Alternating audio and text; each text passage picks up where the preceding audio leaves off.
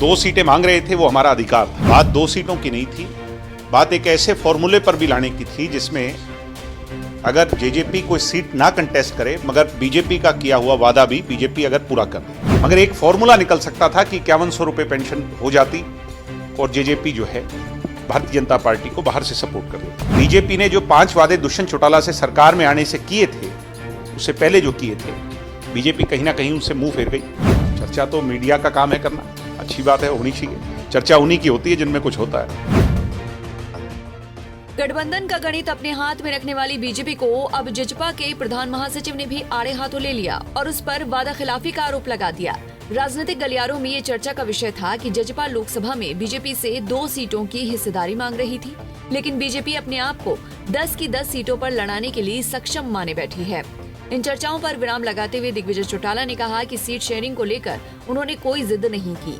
Seat मांगने का उनका अधिकार था, वो उन्होंने रखा।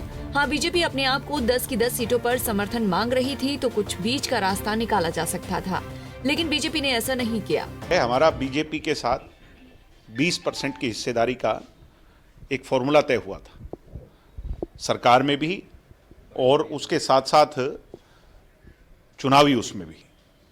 बीजेपी से जब अब ये पीछे बातचीत हुई तो उसके अंदर बात 2 सीटों की नहीं थी, बात एक ऐसे फॉर्मूले पर भी लाने की थी जिसमें अगर जेजेपी कोई सीट ना कंटेस्ट करे मगर बीजेपी का किया हुआ वादा भी बीजेपी अगर पूरा कर दे, मगर उन बातों पर आगे नहीं बढ़ा जा सका, वो बातें सिरे नहीं चढ़ी और गठबंधन टूटा। उसके पश्चात अब दोनों पार्टियां अलग हो चुकी हैं, हम विपक्ष में हैं, विपक्ष में भूमिका निभा रहे हैं। वो बात अलग थी, आज की बात अलग है। अब हम 10 सीटों पर अपनी पूरी तैयारी से चुनाव लड़ेंगे। हमने कहीं कोई जिद नहीं अड़ाई। कई बार ये चर्चा चलती है कि जेजेपी जिद पर अड़ गई, सीटों की जिद पर अड़ गई। हम 2 सीटें मांग रहे थे, वो हमारा अधिकार था।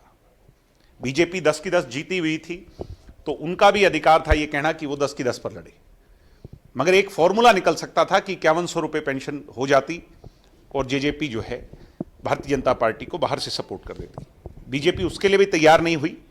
इसका मतलब बीजेपी ने जो 5 वादे दुष्यंत चौटाला से सरकार में आने से किए थे, उससे पहले जो किए थे, बीजेपी कहीं ना कहीं उनसे मुंह फेर गई। अगर बीजेपी ने उससे मुंह फेर लिया तो इसका मतलब ये तय है कि बुजुर्गों की 5100 पेंशन जो है वो बीजेपी नहीं करना चाहती थी फ्रॉम द डे वन। पूर्व डिप्टी सीएम भी ये स्पष्ट कर चुके हैं कि 5100 रुपए बुढ़ापा पेंशन नहीं देने पर ही बीजेपी ने गठबंधन तोड़ दिया और अब दिग्विजय ने भी उस पर मोहर लगा दी है। जजपा ने अभी तक किसी सीट को लेकर प्रत्याशी की घोषणा नहीं की है और न ही कांग्रेस ने। इसका मुख्य कारण चुनाव छठे चरण में होना है। राजनीतिक पार्टियां सोच समझकर मैदान में अपना दावेदार उतारना चाहती हैं। सिरसा से सतनाम सिंह, पंजाब केसरी टीवी। हमसे जुड़े रहने के लिए हमारे YouTube चैनल को सब्सक्राइब करें और नई वीडियो की नोटिफिकेशन के लिए बेल आइकॉन को दबाएं। अगर आप ये वीडियो Facebook पर देख रहे हैं तो लाइक जरूर करें और ज्यादा से ज्यादा शेयर करें। धन्यवाद।